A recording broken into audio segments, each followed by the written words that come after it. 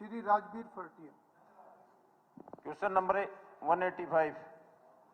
जी मंत्री जी। Speaker sir,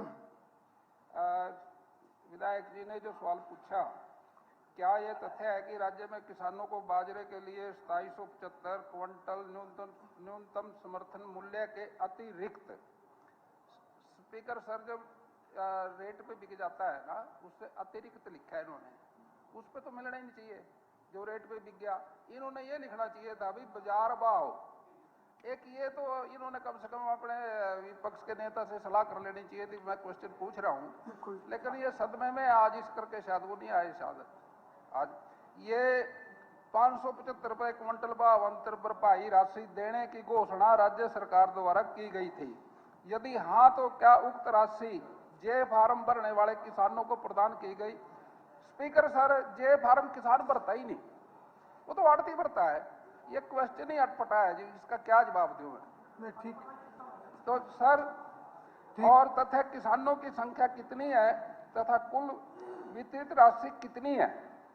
और दूसरा ख में पूछा इन्होंने, यदि नहीं तो पात्र किसानों को सरकार द्वारा उक्त भुगतान न किए जाने के क्या कारण है?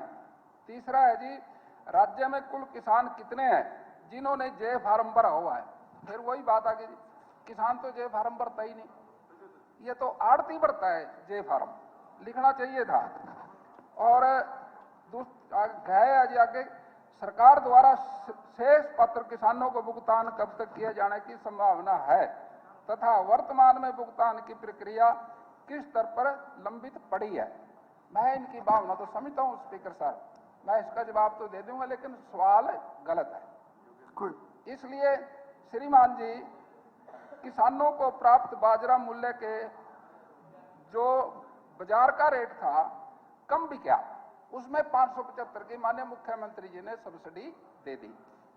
और उससे भी नीचे कुछ किसान थोड़े बहुते थे, उनको ज्यादा दे दिया।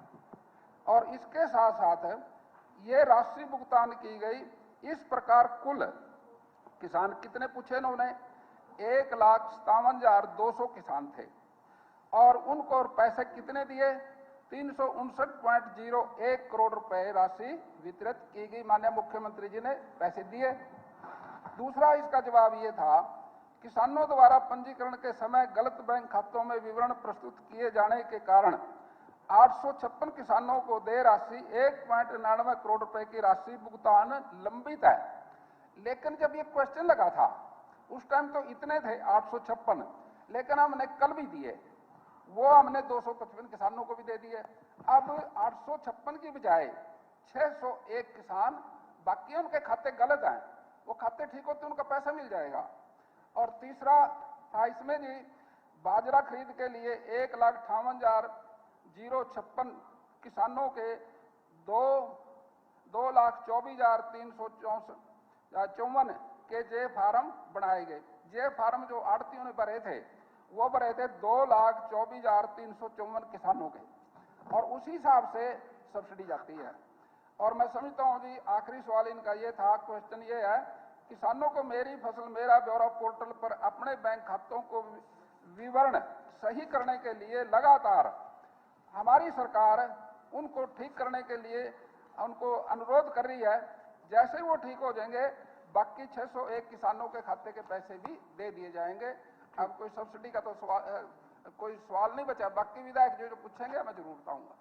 जी विधायक जी। अध्यक्ष महोदय, मैं आपके माध्यम से मंत्री जी से इतना ही पूछना चाहता हूं, ख में मंत्री जी ने जो जवाब दिया है उसमें 856 किसानों का 1.99 लाख रुपए बकाया है।